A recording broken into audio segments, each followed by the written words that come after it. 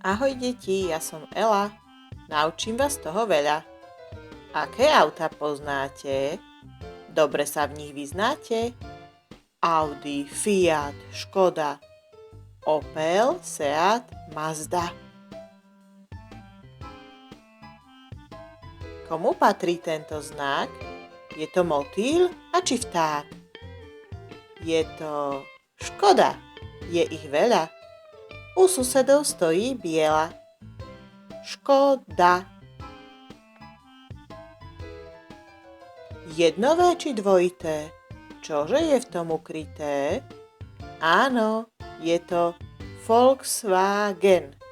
Počkaj, rýchlo nasadnem. Volkswagen. 3 písmenka? Je to jasné. BMW je predsa krásne. Je to BMW. Priviezol sa kráľ či lord? V akom aute? Áno, Ford. Striežka tam a striežka sem. Čože je to? Citroën. Levá nosí Peugeot. A to druhé? To je predsa žltý Renault.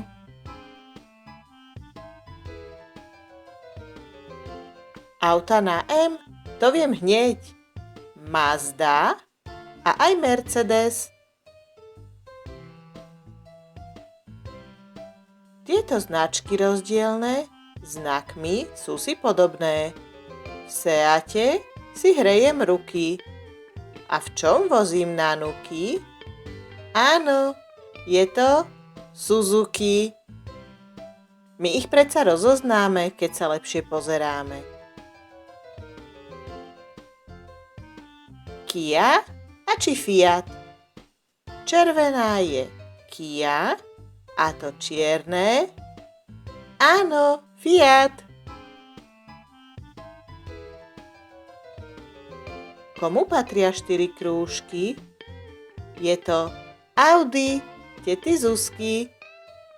A to auto s bleskom? To je Opel, čo má 5.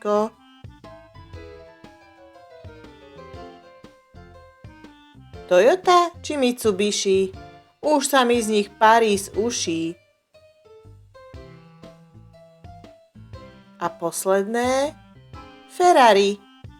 Úsmev mi vždy vyčarí. Toľko značiek, toľko aut. Kto si to má pamätať? Audi, Fiat, Škoda, Opel, Seat, Mazda. No čo deti, už to viete?